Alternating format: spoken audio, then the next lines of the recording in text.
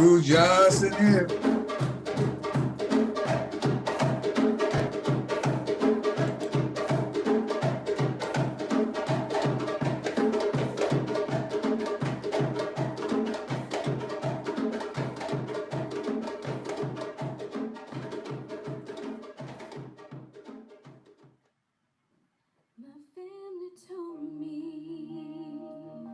My teachers told me, child, you can make it, and you can put that on me. Oppressors trying to deceive me, but my people need me.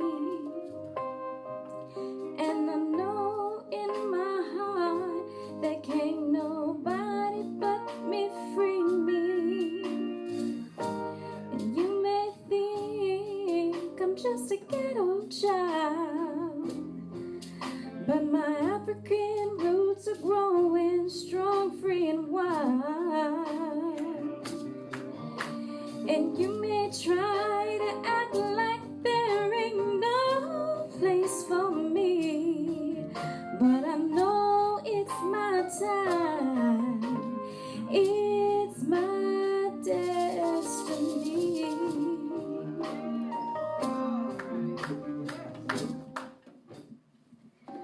My roots are so deep, my spirit's so strong.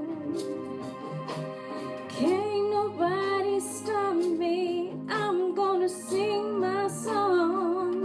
Oh, if it's a chance, it's a difference I'll make. I'm real with mine, you know I can't be fake. And you may think I'm just a ghetto child, but I know,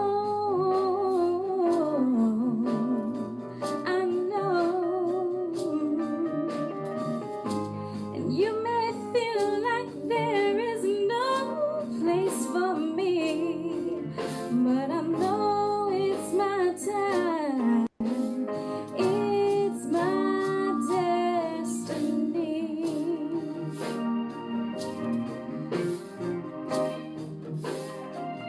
There's a Malcolm in me, and a Harriet too. And I'ma put it down for my people, 'cause we've got work to do. There's a Martin in me, so join us speaking her truth. Ancestors walking with me, giving me faith, guiding my vision too.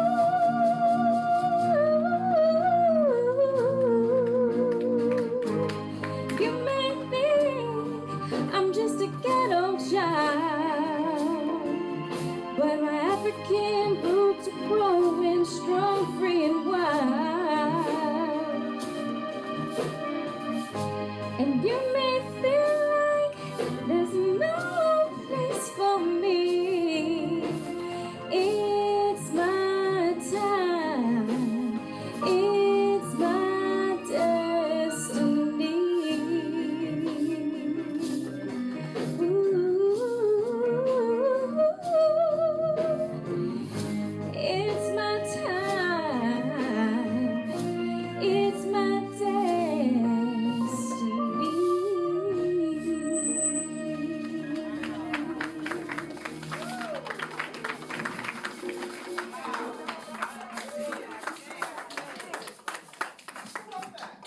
David Goodman.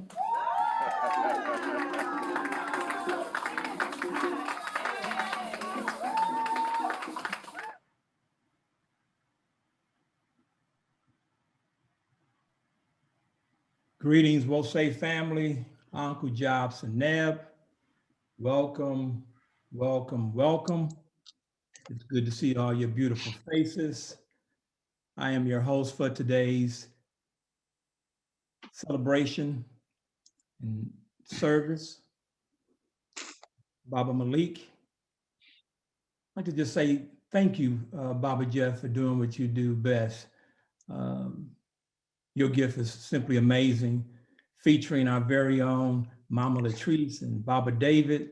And I apologize, I don't know your son's name, the baby's name, but thank you. Such a beautiful selection, such a beautiful way to start our worship service today. So now we'll bring forth Mama Fanya and Sister Jalea to lead us in our community affirmation.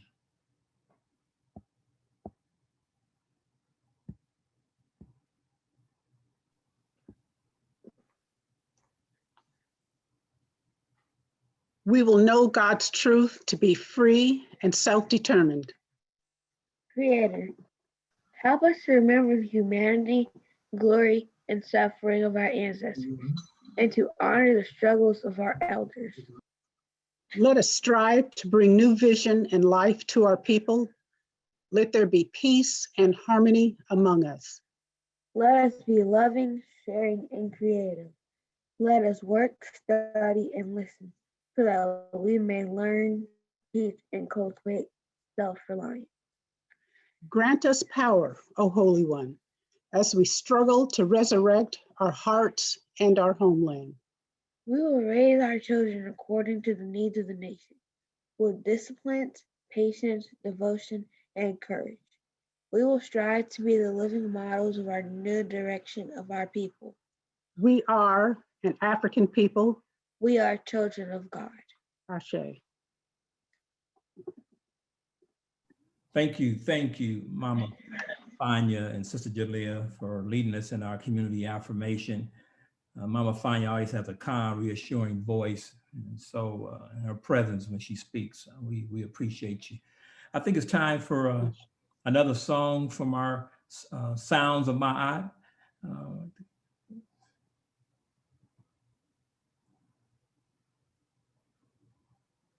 Good morning, Well Saved family. Good morning, Baba David. It's really great to be back amongst you. It was hard coming back to America, but it wasn't hard to come back to the Well Saved family. You're one of the reasons that make it so tolerable here. I'm gonna wait for my beloved wife to come in this room and join me so we can get this one on the road. If she's not, I'll share with you a song hot off the press. Just give me a moment. But while I'm doing this, I just want to say thank you for all of your support in helping us get to Ghana. And I know that your prayers and support helped us get through our little challenges. And we hope we represented well for you while we were there. Now, let's see. I think that my wife doesn't know that we were going to do our first selection now. Or does she? Nope. We're going to put you. I have a slideshow. Oh, well, maybe you can do that for the second song. Okay, fam. Shall we do it with our sound just as it is? Can you hear us well? That's good. Yes. All right, here we go.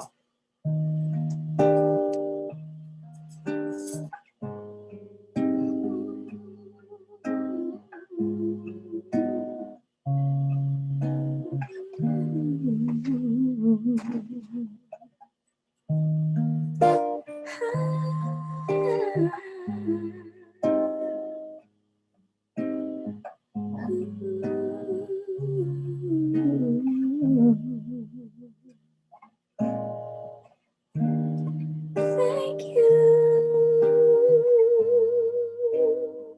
Thank you.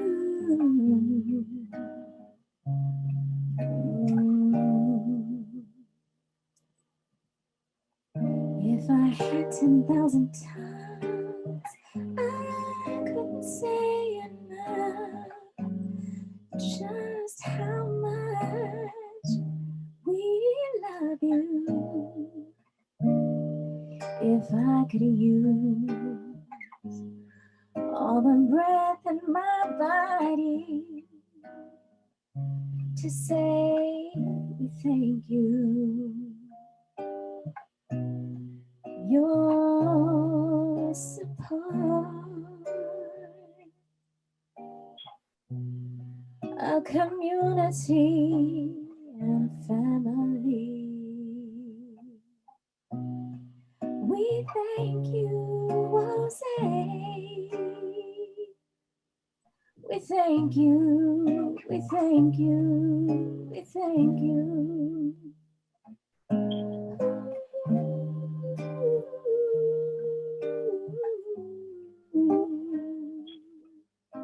Thank you, thank you, thank you.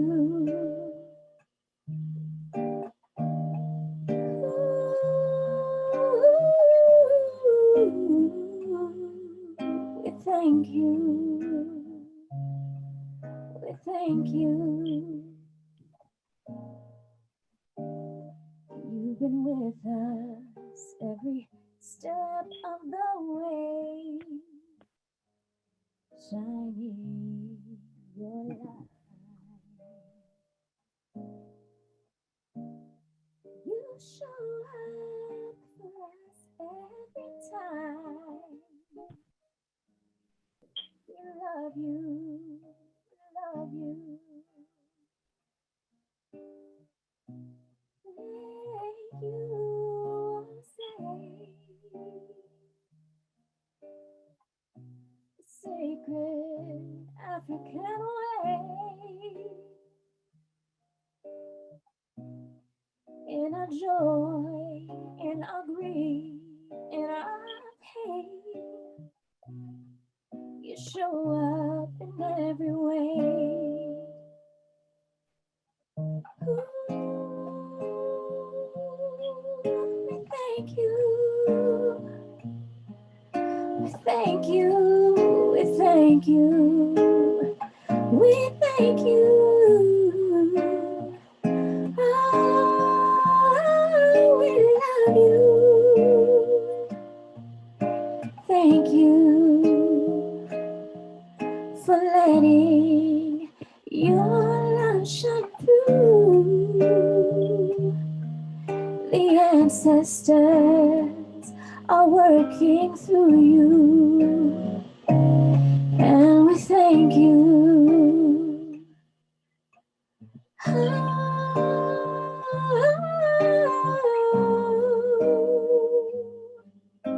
Thank you for loving us. Thank you.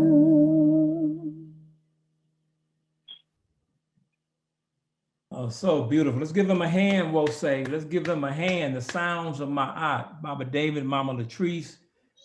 I'm telling you, your voices and your music is both a blessing and a joy to our ears. And there's no doubt Ashford and Simpson would be so proud of the two of you. So thank you so much. We thank you. Such a beautiful song. Now, before we bring on my fellow minister in training for the historical tribute, I would be remiss if I didn't acknowledge Michelle, Sister Michelle here, who stood out in the McClatchy Park last weekend to spread the word and to make the correction to announce our 36th anniversary of Wolf Say Sacramento. So we thank you. We see you. We appreciate you. I just wanted to acknowledge you personally, and I also see a Sister Shamir here as well. So without any further ado, we'll say, wait, let me back up, please. I want to also acknowledge my fellow ministers in training, Baba Bill, Baba Shango, Baba Sidney, who's going to be bringing forth our historical tribute, minister in training, Minister Molly. We're still praying for you and your family, brother. I just want to acknowledge you. And of course, last and certainly not least, Sister Rana. So appreciate it. Now for our historical tribute, this is a brother, he really doesn't need any introduction. He's a multi-talented brother. He shares his many gifts with the Wolsey community. And you know, he always brings that fire, that passion, that unbridled energy. I mean, if you feel lethargic or sleepy or whatever, when Baba Sidney when he brings, when his voice is heard, he brings that energy, you are also filled the same energy that he possesses. So it is my honor, my pleasure, my privilege to introduce and bring forth our Baba, Baba Sidney. Come forth, Baba, with your historical tribute. Let's give him a hand. Okay. Black hand. All right. Thank you, thank you, thank you. And I'm wondering if do I need to do something to share the screen? You have your co-host brother, so go right ahead. I'm on. Okay. So you got, do you see the screen as it rolls? Yep.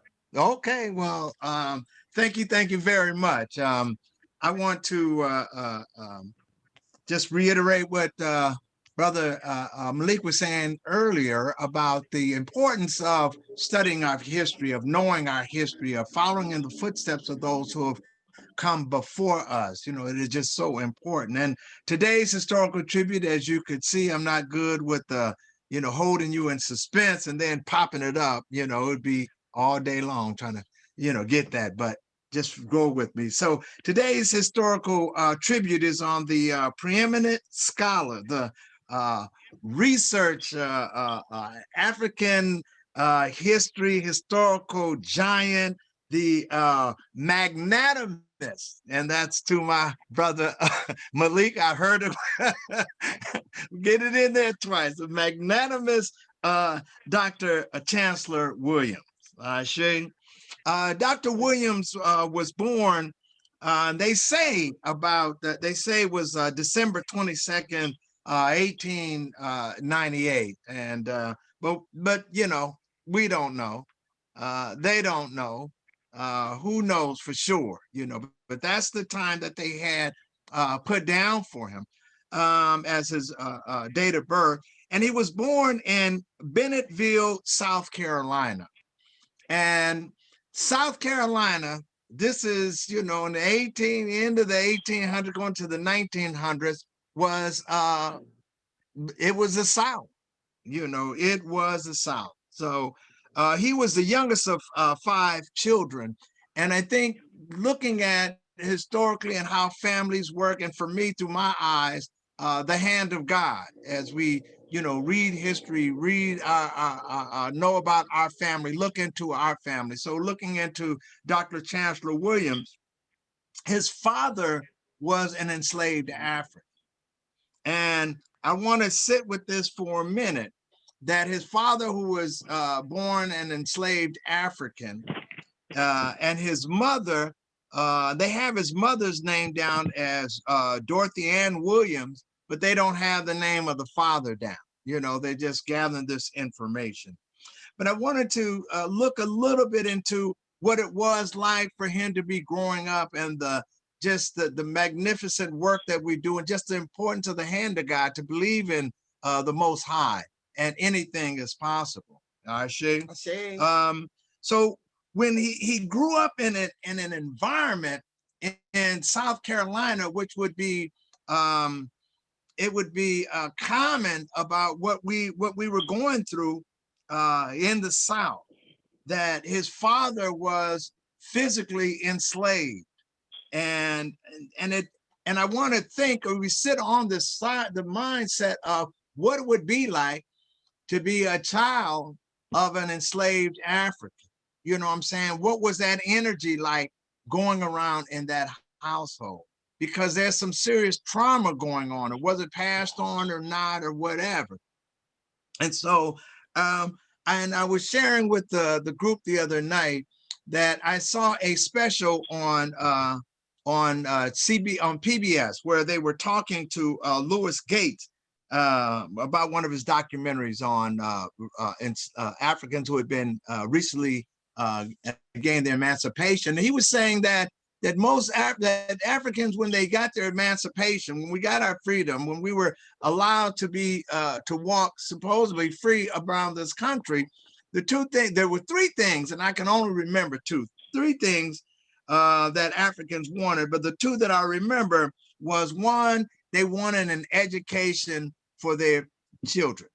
They wanted an education for the community. They wanted an education of the Black race. You understand? They wanted us to be educated because they saw what happened when we were denied that education. And the other thing was to join a church. They wanted to join the church. And so, as I was saying, just looking at the hands of the Most High and how it moves. Imagine Chancellor Williams' father, who was born enslaved. I mean, you know, just let that sink in. And then during his lifetime, he was able to experience the emancipation. So going from being enslaved to being told that, okay, you are now free and you're able to have the right to vote and all the rights of any other person. So imagine what that feeling is like. I don't know if it's you know, you're jumping up and down, celebrating, I don't know. But there was something shift in how you viewed yourself, a shift in how you saw yourself in the world. And in South Carolina, so the emancipation was signed in 1863, but right after that, as soon as they got the, you know, started, the Emancipation Proclamation was signed, South Carolina went into a closed door session and set up a new constitution for South Carolina. And that particular South Carolina new constitution was the beginning of the system of Jim Crow. And so can you imagine in a short window of time that you have been enslaved African, you've gotten your emancipation, and now you are part of the Jim Crow era. The Jim Crow era, we look at South Carolina, and it all goes together. This is where Dr. Chancellor Williams grew up.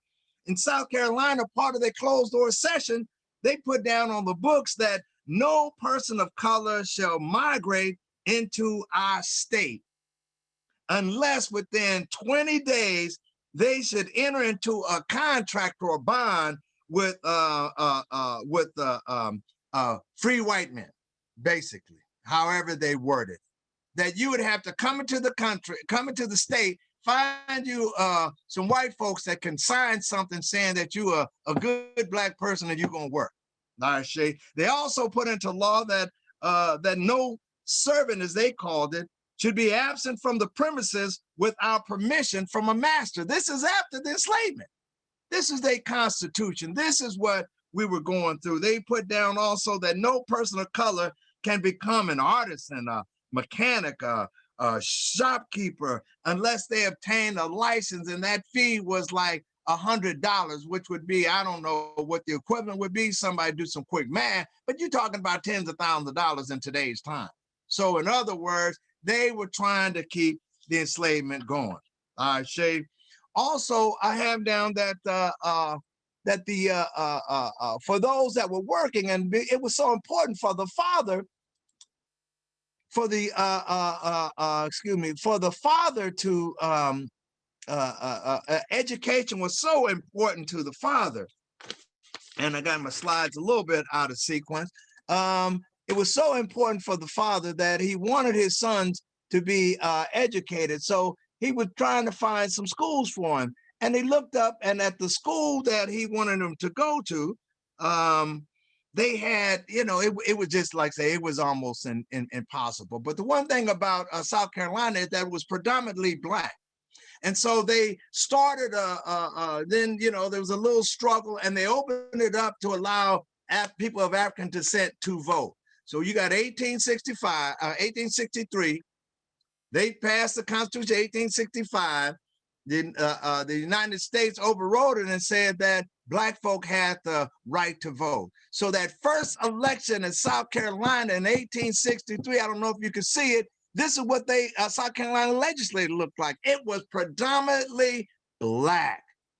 It was predominantly Black. We were on our way. Imagine that father. Imagine Chancellor Williams' father is like, we kind of moving. Well, that same year, the Ku Klux Klan came up with their plan that they would just start killing folks who were on the legislature. And sure enough, one of the most prominent legislators, he was at a train station on the platform. A couple white guys, they rolled up on him and they shot him dead right there in broad daylight Nothing ever happened. Boom. We don't want y'all to vote or run from anything. Also, that they had, you know, we never want to forget the little dirty secret we call the where we at? Here we go. There was also a thing called, there we go, boom, lynching. Now we can't forget that as part of the, you know, what South Carolina was. This is some of the folks that got lynched, and I don't know if you can see the years, but it was all right within that time frame. They was just killing them, right? Horrible, horrible, horrible. But getting back to my main man, Dr. Chancellor Williams.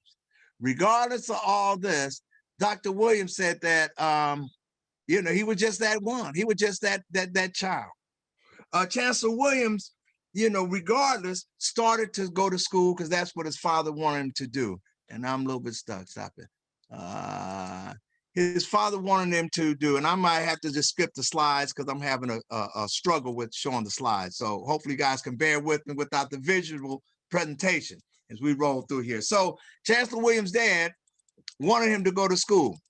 Here we go. So at the schools, they also had like a salary difference, and the salary difference was something like a white male would make $600 a year, and a black male would make $300 a year. A black female would make $122 a year to be a teacher. Regardless of that, the dad was pushing, we got to get school. We got to get you educated. So they put him into school. He went to school, and he was saying he was just that kid that many of you know, many of you are working with, many of you, you may be the parent of that kid. That was a kid that despite everything else, you asking questions. And he say that he would, by the time he was in the 5th grade, he was questioning the teachers. He was questioning the preachers. He was questioning his parents, specifically his parents, an enslaved African. How did we become at the bottom of the list? How are we so low? And so, you know, this was just him. He was just always yakking. And he said the same answer all the time. They said slavery. That's why. But, you know, no explanation, no deep study into it, just slavery. That wasn't satisfying for him. And he said he asked so much until one of his teachers, he called her Sister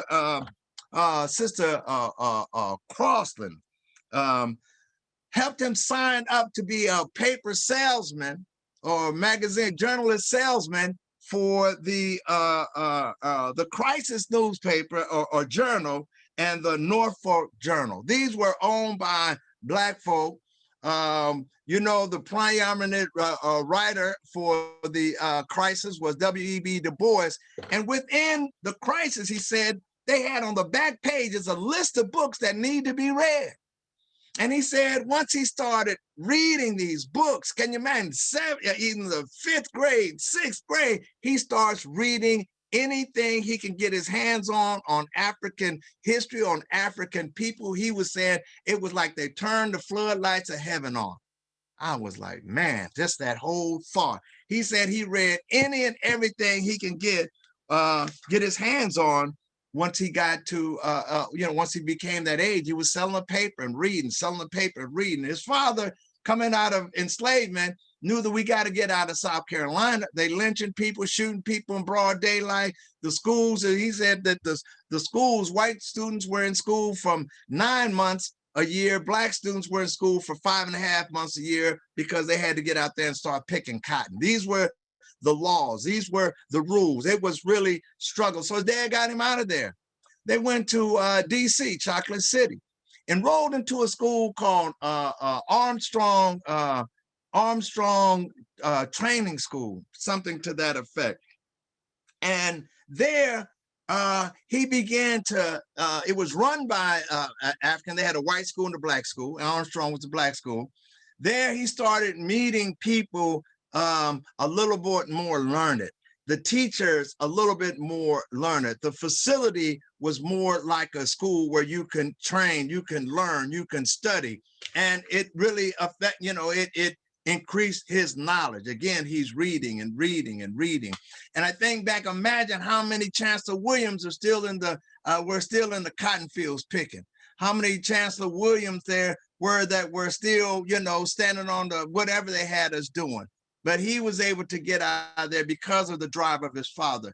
Well, he went on to, and they say one of the graduates of there was my man Duke Ellington. They had a lot of different folks who graduated from this particular school in D.C. And I see Ty, he's holding up D.C. He and Sean Go, you know, turned his life around. Well, he went on from there. He graduated from the school. He went to work, started, you know, studying, but the question was always there. Why? And that drove him. And he had read everything he can get his hands on conceivably, possibly through high school. He worked for a while, and then he applied and got into Howard University. Went to Howard University, got his BA. Went back to Howard University, got his master's, continued his study, and he went and got his PhD from American University, got a doctorate, still studying on the effects of, you know, the Black experience. He said he wrote his dissertation was on the effects, the social economic effects of storefront churches. His mother was an evangelist. You know, church was in his home. The spirit of the Most High was in his life all the time. And he studied that and got information. And then from there, he started his study overseas. He went to Europe, and for the next 16 years, between 14 years in Europe and then 2 years in Africa, he studied 26 countries, which spoke over 100 languages, studying to find out what happened to Black folks, what happened to African people, why, where did it come from? And he had to come up with his own study methodology, because all the books were saying you're nobody, you know nothing, you come from nothing. And so he came up with his own methodology. He completed his seminal biography, or seminal work, which is The Destruction of Black Civilization, which is one of our Wose's sacred texts. This is something that we all got to study. We all got to read. And this brother, like I say, coming from Bennetville, South Carolina, all the way up. He wasn't the first Black historian, but he was one of the most significant. He is a senior to Dr. John Henry Clark. He is a senior to Yosef Ben Jochannan. You know, he is a senior. And most of our most preeminent scholars right now have studied or started or got inspired by the works of Dr. Chancellor Williams. So even our own esteemed Professor Manu talks highly about Chancellor Williams and just that effect, that drive. And so just to close, I think that we should, you know, open up the books, the importance of education, the importance of Ile-Omade, the importance of the family pushing. We never know exactly what it is that will turn your life around, but education is a big piece of it. I say having an educated or wanting more for your children makes all the difference. And so just to say, just a sprinkling of information on Dr. Chancellor Williams, go to the, you know, read as much as you can about him, get him. And with that, I'd like to pour some libation. Went a little bit over. I'm gonna blame it on the technology. I say. Thank you. Ashe, Baba Sidney. Now, what did I tell you? Now, you can't get that just from reading a book. Baba Sidney gave a historical, this is why our historical tributes are so impactful and so important. He gave a historical tribute like from an eyewitness perspective. You can't tell me you wasn't there, Baba Sidney, like through time travel, because I'm telling you, you brought that story to life. Chancellor Williams is smiling down upon you, brother. I just want to tell you that right now. And you can see next to every great man, Black man, not behind, next to is his queen, Sister Connie, sitting right there next to him. Connie probably did most of the work, but that's another story. But hey, just give him a black hand, everybody. Baba Sidney, thank you for bringing that historical tribute. Before we are blessed with another song from the sounds of my aunt, I got to acknowledge our queen, sister, mother extraordinaire, Sister Pam. I see you, Sister Pam. Brother Hanif, I see you. Brother Baba, AJ, I see you. Natambu, always on top. We see you, brother. We appreciate you. I think that's page 1. You know, once you start naming names, you got to make sure you don't leave anybody out. So anyway, without any further ado, if we could bring forth the sounds of my aunt to bless us once again with a song. Sounds of my aunt. Let's give them a hand, we'll say. So, good morning, good afternoon. I don't know where your emails are at. So I made a slideshow. It's really small for the first song that we did. And since I'm in my feelings, I'm gonna show it to you. So just give me a thumbs up if you can see the screen. Oh. No? Let's see.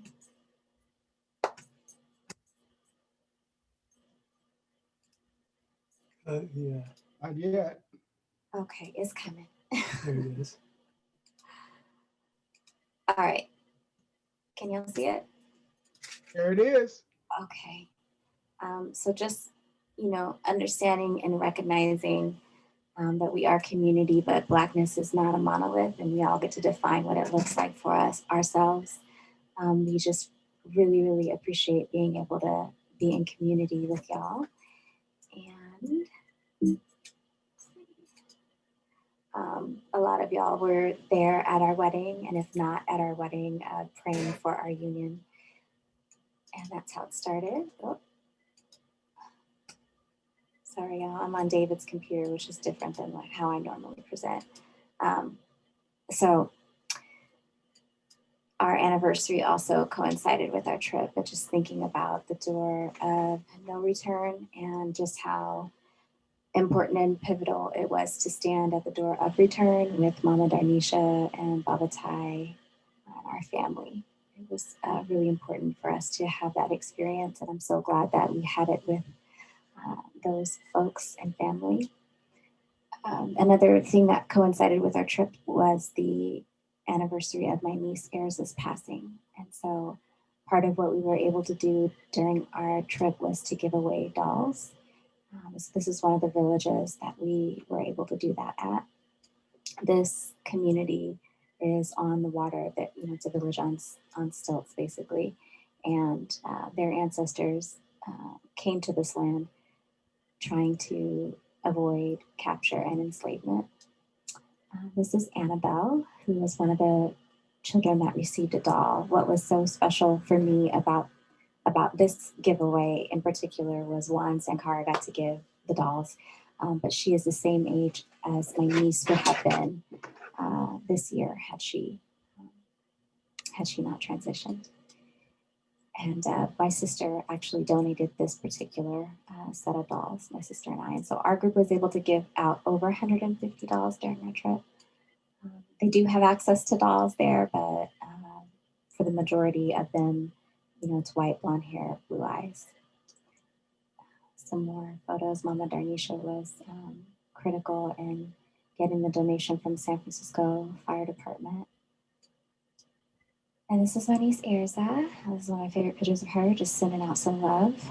Thank y'all for standing in the gap and praying for my family.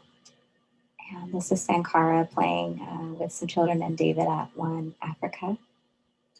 We were able to do a small ritual and pour libation for Erza there. And we had a naming ceremony as well.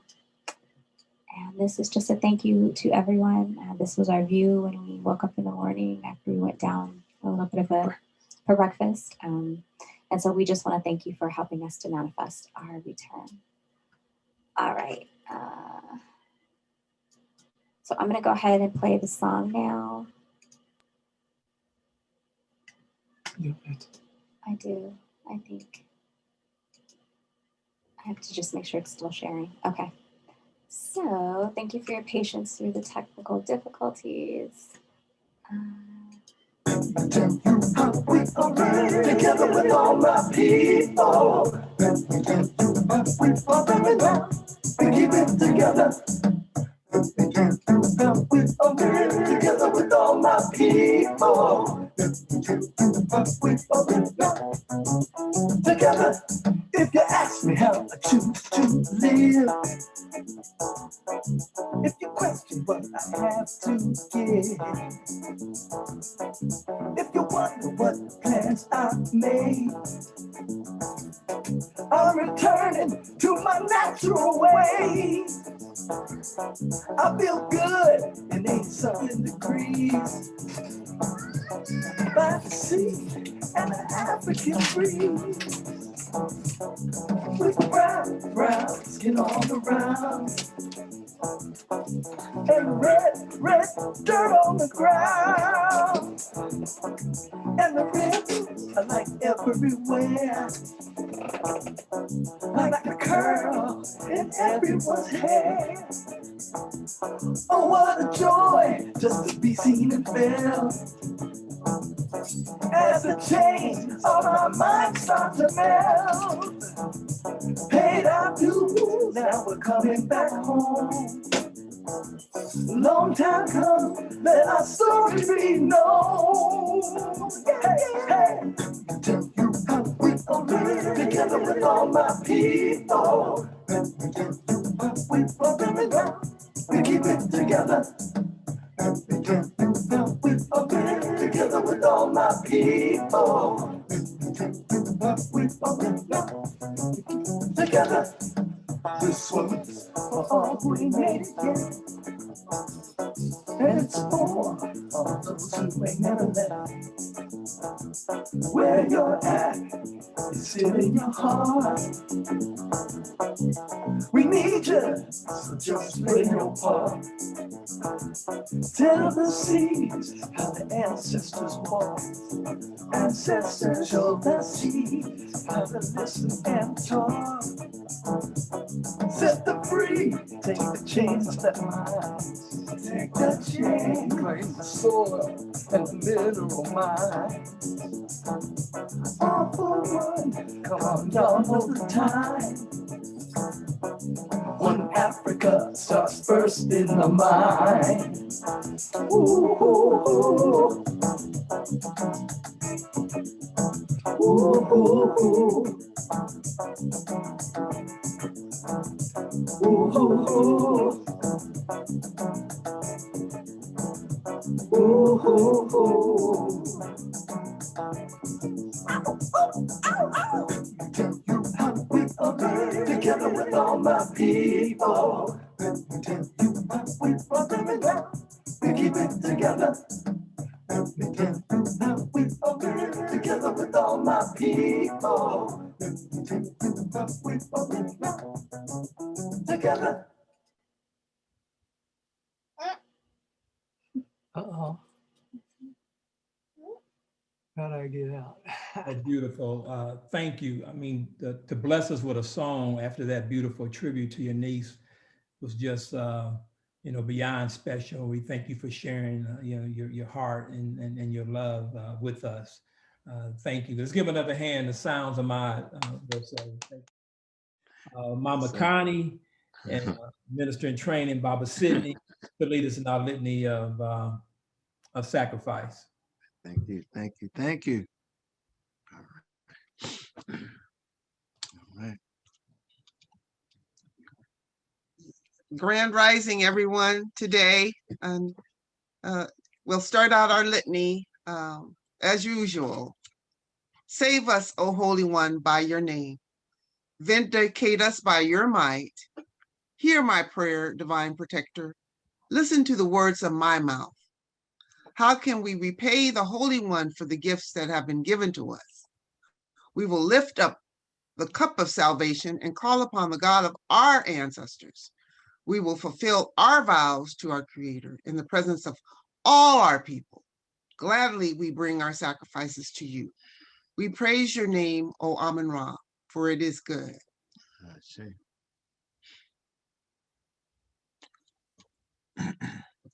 So Baba, Bill has listed our methods of contribution, as well as just you can do it online, you can do it with a check and send it to a physical address, because we need these monies to stay here and be able to do what we do. So we appreciate all of you So umoja, unity. We shall strive to maintain unity in the family, community, nation, and race. Kujichagulia, self-determination. We shall define, name, create, and speak for ourselves. Ujima, collective work and responsibility. We shall build and maintain our communities together. Our brothers and sisters' problems shall be ours to solve together. Ujamaa, cooperative economics. Together we shall build and maintain our own businesses and together profit from them. Nia, purpose.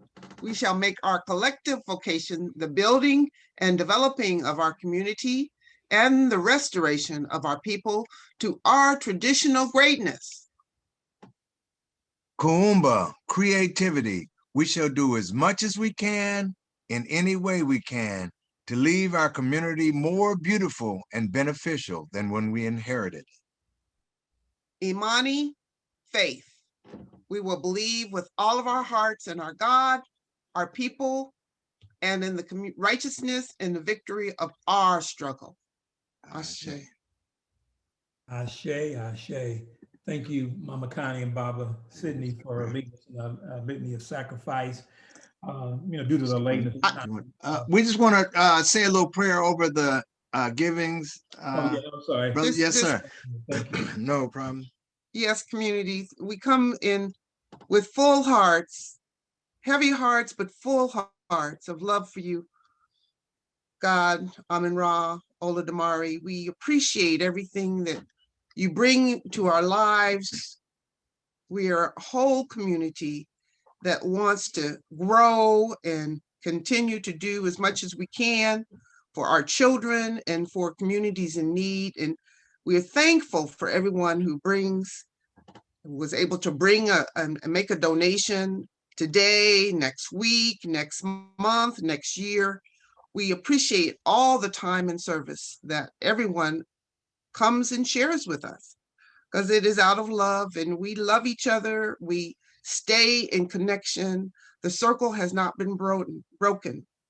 Continue us to inspire each other to grow our communities. Continue to inspire us, Mother, Father, God, to bring other people to this community, and continue to remind us that ancestors sacrificed more than we can even imagine so we can be here today.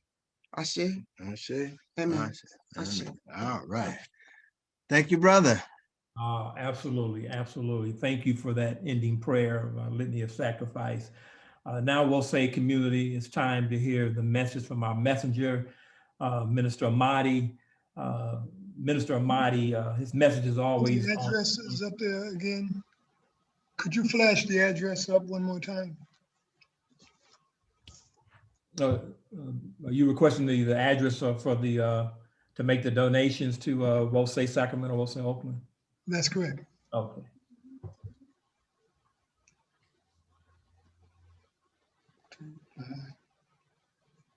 Two 271-95817. Thank you. Absolutely. I mean, you trying to donate, brother, so we want to get you all the information that you need. Absolutely. Without further ado, yes, sir. Minister Amadi, he's very passionate in his message. He's always on point. He's clear, very descriptive, deliberate, constructive. Not only does he describe the problem, but equally important, he details possible solutions. We'll say, family, are you ready to receive our minister? Let's bring him on, Minister Amadi Hines. Let's give him a black hand, we'll say. Come forth, Minister. Thank you. Thank you, Brother Malik, and thank you, Wosay. It's always a privilege to be here with you and to have the opportunity to share. And so it is only to the extent that the Most High has filled me that I have anything to share with you. And so I give thanks to the Most High for the message today. I also want to thank those who came to support me today, in giving this message: Shamir, Valerie, Yendi, Kenya, Amber, Lynn, and Enoch. Just appreciate your support. Also have to mention the sounds of my eye, because your music always lifts up my spirit. And yes, we all long to be back home with our people in the motherland. But like Marcus Garvey, even those who haven't made it back yet, like myself, I'm looking to go back next year, but we know that Africa is inside of us. So we're just going to continue to do what we do, and one day we'll all be together. Ashe. Well, my message for today, the topic is, you write the script for your life, and reminds us that we can become active, conscious participants in the drama that we call our life experience, and not just passive, semi-conscious spectators. We can write into our hearts the script of the story we tell ourselves and others that will play out as our experience. Write a script in which we are not victims of circumstances, but co-creators with the divine of our experience. We consciously co-create our lives when we know who we are and what we want, and we align our thoughts, words, and actions with that intention and with the spiritual principles of Ma'at: truth, justice, righteousness, propriety, harmony, order, balance, and reciprocity. I heard a prominent minister make a profound statement when he said that somebody could take your hand and win with it. It isn't the cards that you are dealt that determines whether you win or lose in life, how you play the game. You get to choose the role you play in life, be it hero or victim, winner or loser. Now, of course, we would all choose to be winners in life, but the problem is that we often define our lives based on whether our desires and expectations have been met. When our outcomes don't turn out as we wanted or expected, we get disappointed and tend to begin seeing our lives as incomplete. But instead of defining it that way, we can define that experience not as a disappointment, but as a surprise. The obstacles that come up in our lives are part of life's initiation process that continually takes us beyond what we previously knew into the mystery of our greater possibilities. If you let it unfold, you will find that the Creator wants something for you that is better than what you wanted for yourself.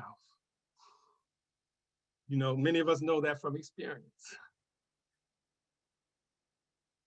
I'm thinking about you, Minister Alicia, when you were sharing with us how when you came to Wosay, you didn't know you wanted this place. You didn't know you wanted what they had to give, but the Creator knew. And that happens to us. As I have stated before, you know, I've introduced this concept before of mental sovereignty.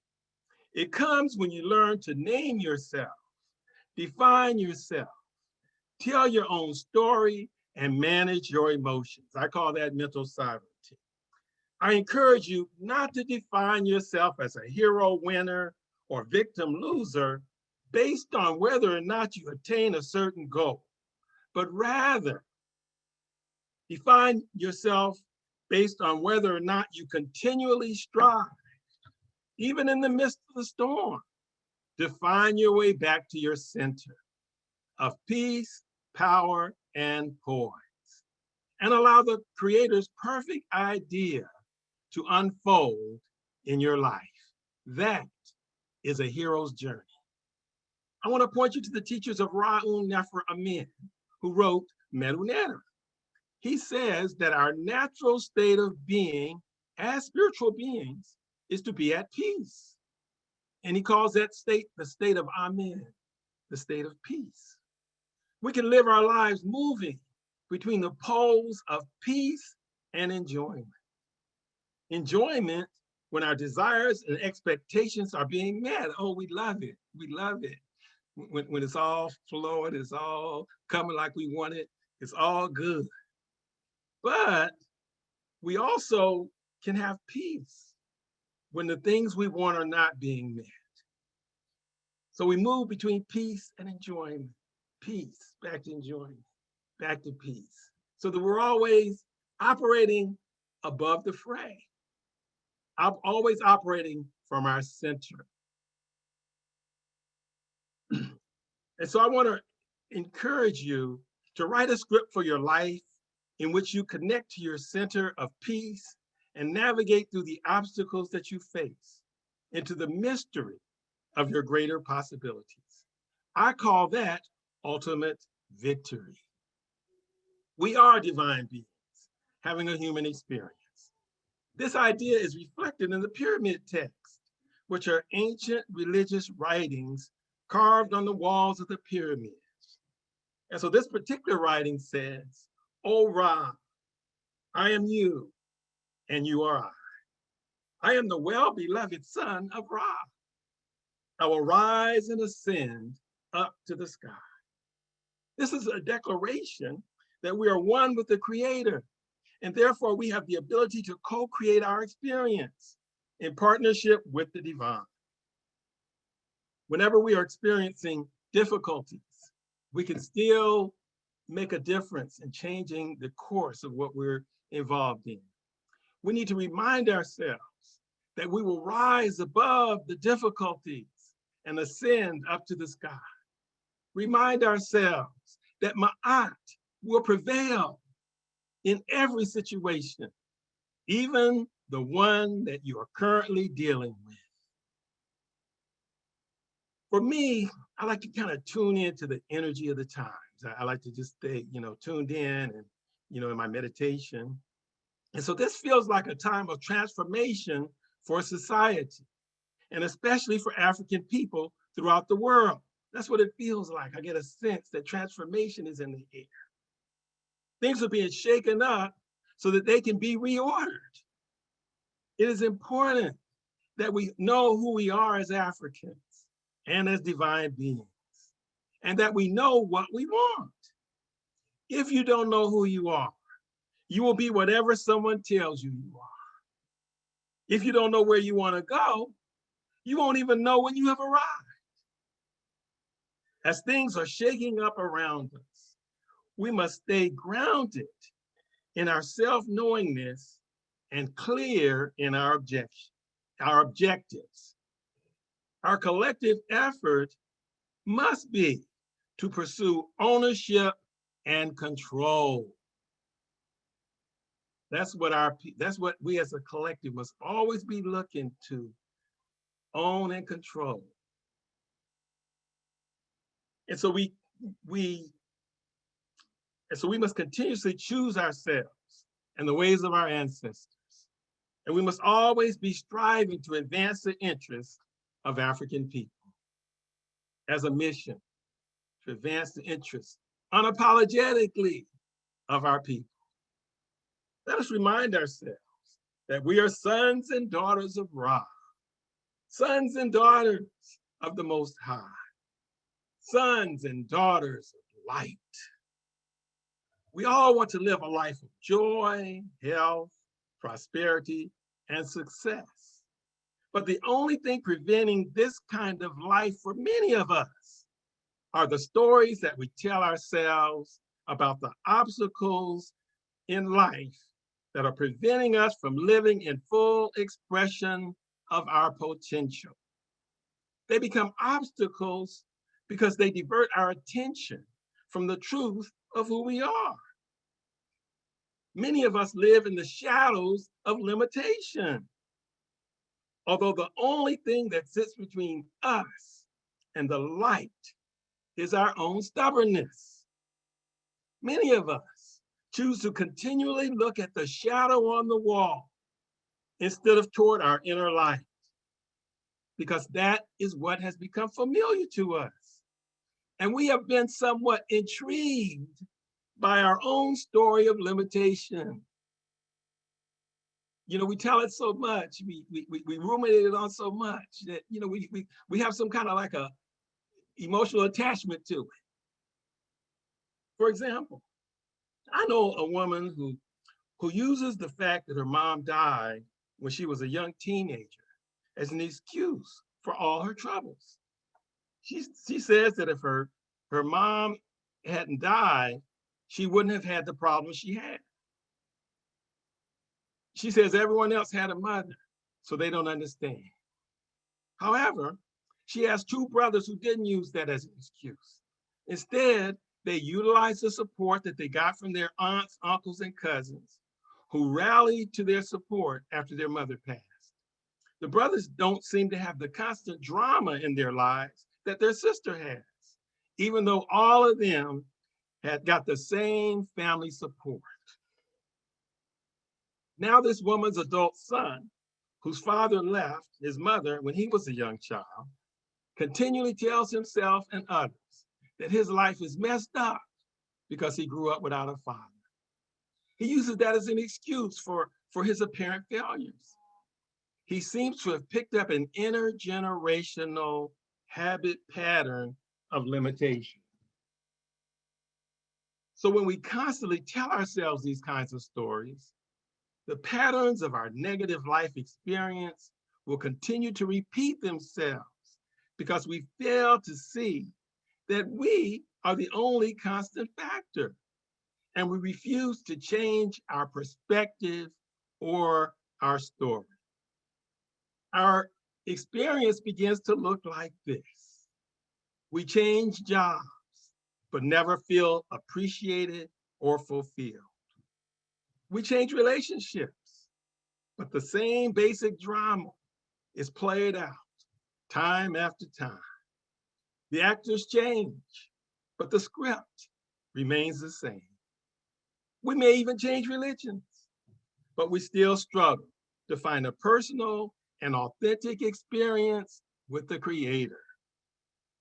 So the shadow of our limited image of ourselves just changes shape, while the question continues to remain, is the light fully present in our lives? The problem is that we give validity to the idea that we are trapped in limiting circumstances. And we embrace the limitations in the stories that we tell about ourselves when we could be telling a different story that reflects our true nature as well-beloved sons and daughters of Ra, sons and daughters of light. That we are in the process of rising and ascending up to the sky of our highest possibilities. When we concentrate our attention on what is missing in our lives, we feel incomplete and lacking, and therefore not adequate to meet the challenges that we face in life. When we focus on using what we have to get what we need, we find that we have everything we need to fulfill our purpose and destiny in life. Now more than ever, it is imperative that we as conscious Africans embrace our highest possibilities and potential and reject the urge to limit our aspirations or to play small. This is not the time to embrace the role of victim because conditions are shifting in our favor. And we must be ready to step into the opportunities that are coming to us. You can write the script for your life. You can write that script that does not define you by the success. It doesn't define your success by the obstacles that you are dealing with, or even the goals that you have attained, but rather your success is defined by the courage and integrity that you have brought to your experience. Obstacles are unavoidably attached to our desires. The energy to move forward creates an energy of resistance. Within the Hermetic teachings in the Kabbalion, derived from the teachings of Jehudi, there's a spiritual principle of polarity, which states that nothing exists without its opposite. It's reflected in the first law of physics that we've all heard about. It states for every action, there is an equal and opposite reaction. To be ready and prepared for initiation means that we can welcome obstacles because they enable us to challenge our limiting beliefs about ourselves and to explore our capabilities. It is only through facing obstacles that we grow into our potential. Here's a passage from the book, Facing the Lion, Being the Lion, page 102 by Martin Napo. More often than not, the deeper problem in meeting the obstacles in our life is our understandable reluctance to work with what we are given. If we get past our shattered expectations, we have the chance to see what has unfolded is not less than what we had hoped for, just different. If we can get this far, we can enter in. We can enter into the infinite possibilities that lie in front of us and have a breakthrough experience. Legend has it that Paganini, a famed violinist, was giving a concert when one of his strings broke. He kept on playing, and then another one broke, and then another. He ended up with just one string. He stopped, looked up at the audience, and declared, "One string, Paganini, and God." And he began to play again. And he ended up playing a magnificent concert, something he would have never thought possible. Often what we consider to be a limitation merely focuses our attention and intensifies our capacity. That is, if we surrender to the moment and don't fight against it. The purpose of fear is to alert us, to pay attention, not necessarily to tell us to stop. Let us find the courage to feel the fear and do it anyway. That is what the hero does. Hero is derived from Heru. And the Heru energy is what we are called to embody. You must embody that Heru energy that says, I will bring order into what looks like chaos. I have the ability, I must do what I've been called to do. That is how some people in the midst of great illness or hardship find their entrance to the Creator.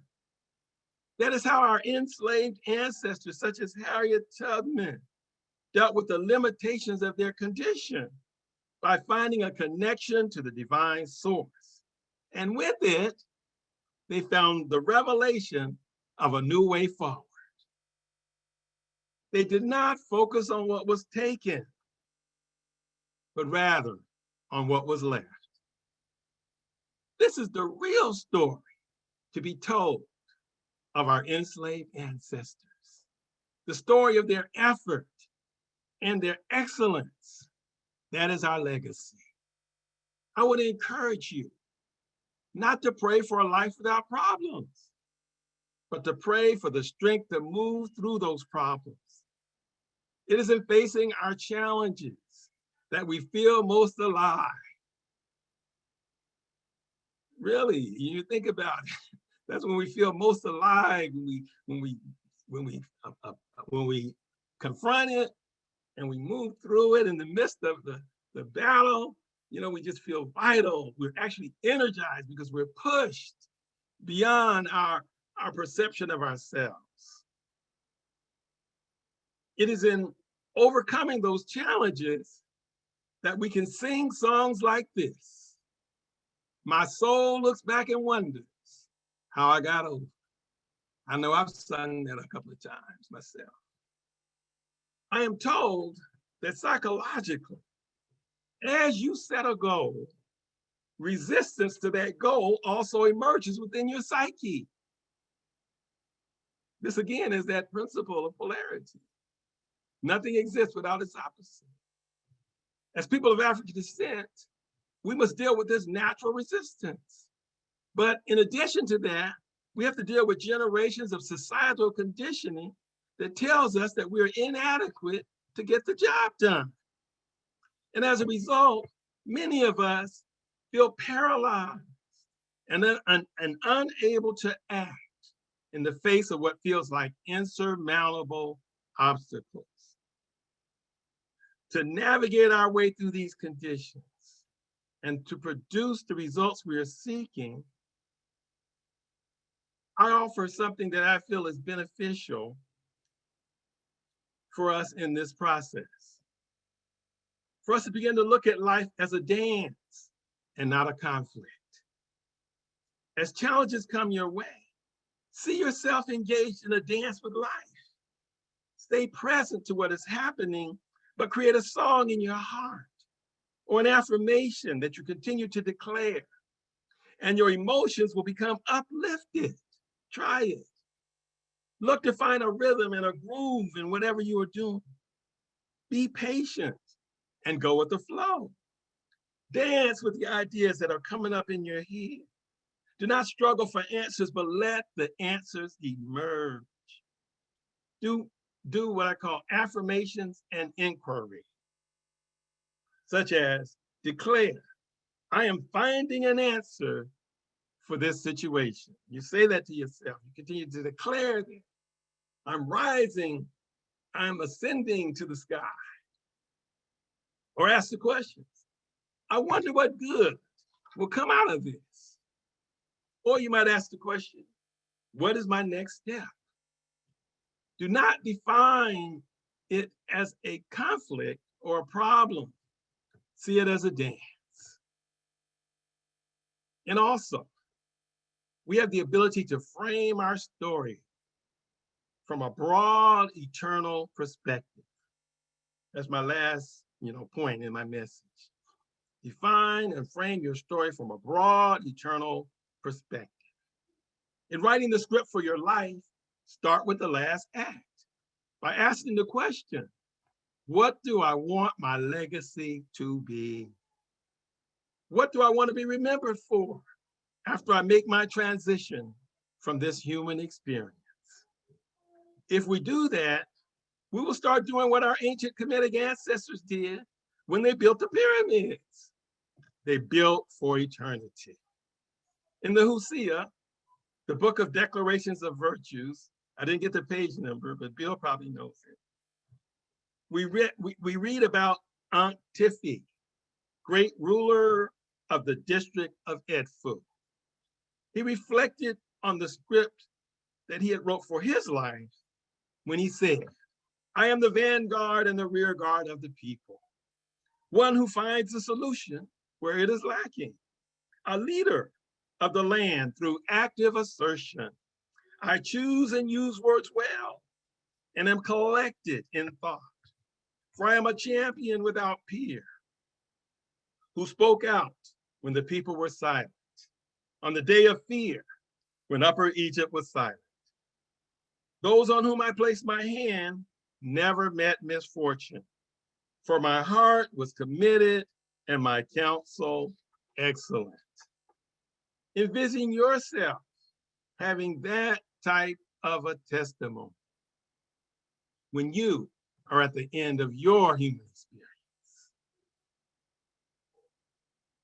And so as we aspire to the roles of hero and winner in our story about ourselves, add to that the role of builders. See yourself as a builder.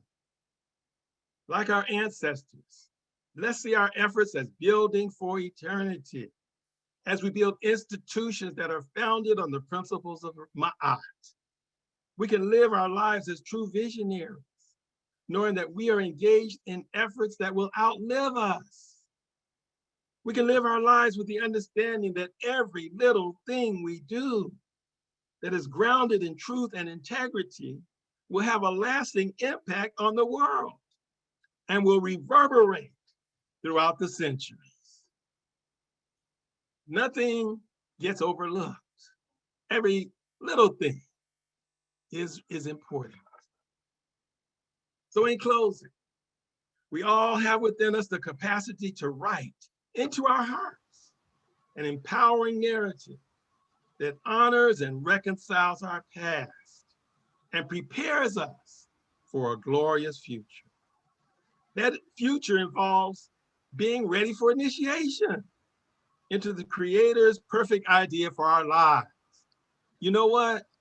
This is a time of initiation. You are not limited by the obstacles that you face. And you are not a failure if you have not accomplished the goals that you expected to achieve by now. In my mind, you're a hero, a winner, and a builder if you choose to move through life with courage, integrity, and with peace of mind. You write the script for what your life will become because you are the determiner of your own destiny. When you choose to follow your inner light and trust that choice, you will get a good result. Your life will have meaning and your life story will have a happy ending. Ashe. Ashe, ashe. Oh. Ashe. Ashe, ashe, ashe, ashe. Wonderful message. Wonderful Ashe, message. ashe, ashe. Amadi, Amadi, Amadi, Amadi, Absolutely awesome. Yes, Thank you. yes, yes, yes. Absolutely, Minister. It goes without saying. Ashe, ashe, ashe. I think I'm not alone in acknowledging and appreciating that powerful and inspirational message from Minister Amadi. It has been a while, and obviously he's been storing it up for our benefit.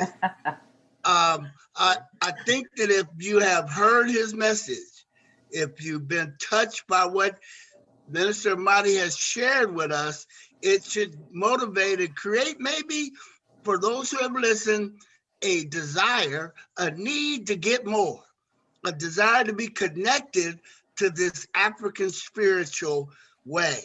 And so at this point in time of the service, an invitation is being offered for those who are not yet a part of our WOSE community and desire a connection, a embracing of those principles that Minister Amadi raised, to be able to be a part of the determining factor of our own destinies and to be able to be connected together in spiritual community. This, the WOSE community, we have now extended an invitation. As they say in many religious circles, the doors of our church are open. If there be someone who is a part of this audience, is a part of this experience, who has yet not formally connected themselves to WOSE, this is a time for you. You can raise your hand while you're watching, and you can also enter your name into the chat, and my brother Baba Sydney and others will get in contact with you and connect with you to further along your journey and relationship with our community today. Ashe? Ashe. Ashe. I'm not aware, I can't see all these participants. I don't know if there have been some people who have raised their hands or who are in the chat, but I'm sure there are folks who will be able to check that in the chat. Okay. Ashe? As Minister Amadi, as he says, it's a time for initiation. You know, nothing exists without its opposite. So we thank you, Minister Amadi, for that beautiful, deliberate, pertinent, important, inspiring message that you share with the community today. You are greatly appreciated. And so with that, I would like to call forth our distinguished minister for our closing song, Minister Michael Lisi. And you know, he's a minister who always has a song in his heart. He's a masterful musician, a singer and a composer, and an excellent pontificator, as you know. So we're going to ask Minister Michael Lisi at this time to close us out with Lift Every Voice and Sing. Mr. Michael Lisi. Ashe, Ashe. I'm in Ra-Hetep will say, Ashe. What a blessing we have had today and more to come. Ashe. Ashe. Oh. So here we go. Lift every voice and sing till earth and heaven ring.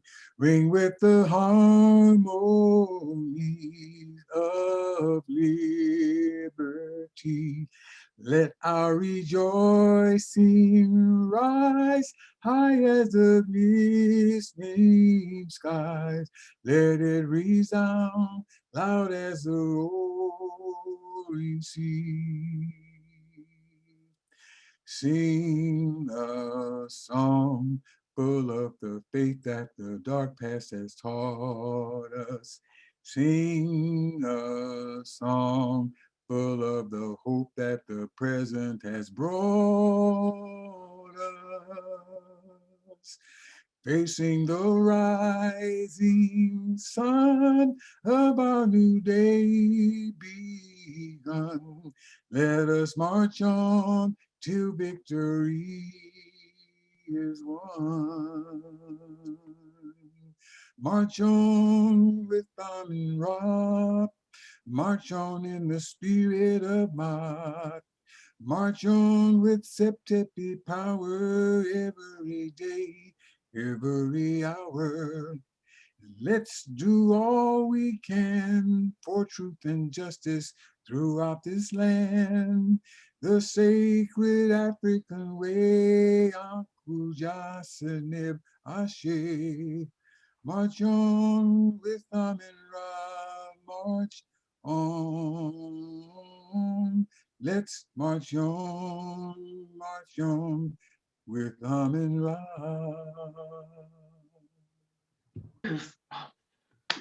Thank you, Michael Lisi. Minister Michael Lisi for that Ashe. rendition Thank of. you, thank you, Asante Sana. And now to close us out, this is a minister who needs no introduction, but I'm gonna give him one anyway. He's a chematologist, he's a meditation guru, he's a historian with an unlimited vocabulary, but his encyclopedic mind. And many of you probably already know this, Minister Imhotep knows every single reggae song ever recorded by heart. Take it away, Minister Imhotep. Take it away. Thanks and praise. What a wonderful service today. Such a nice turnout, such a good message, good things being put forth, great historical tribute. Let us raise our hands together, sisters and brothers. And now unto them who is able to lift us up faultlessly before the throne on high. May they empower us to be a people with one aim. One aim. One vision. One vision. One destiny. One destiny. One love. One love. One heart. One heart. One God. One God. One God. Let us call upon the name of that one God, as our ancestors and elders have done for countless generations, for time immemorial. Let us all say together, Amen. Amin Ra. You are the most beautiful people on the face of this earth. Ashe.